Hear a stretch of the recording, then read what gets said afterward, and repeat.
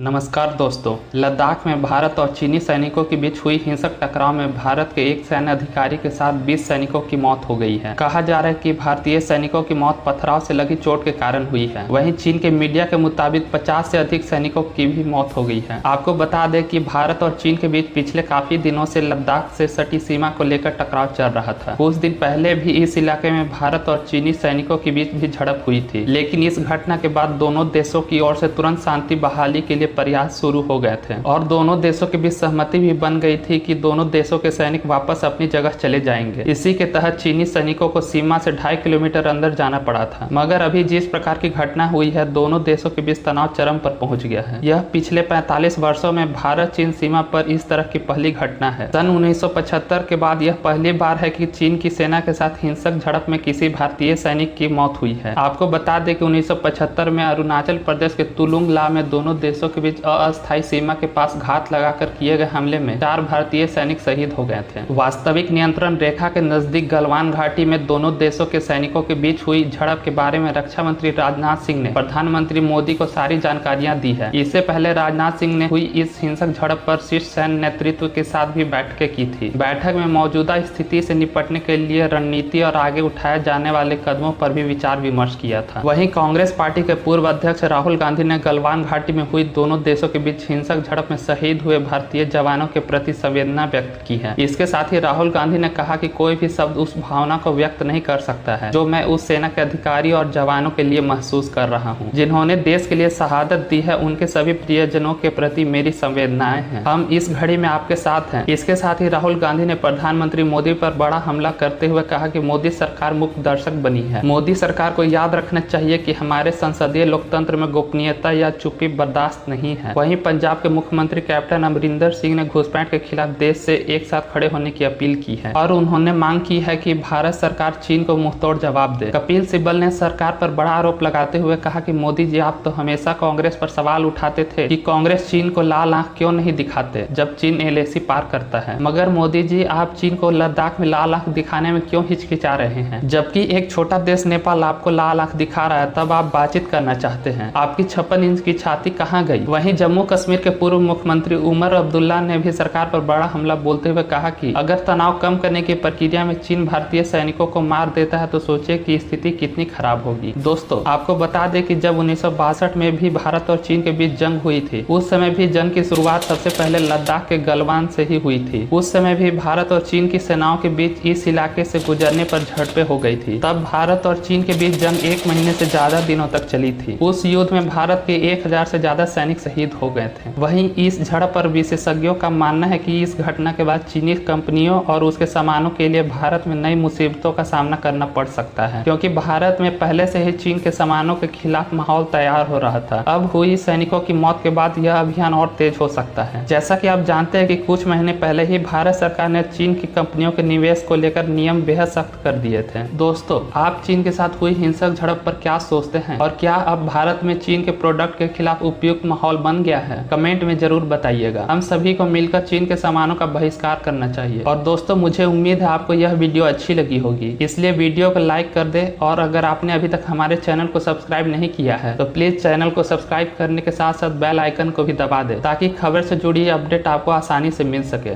धन्यवाद।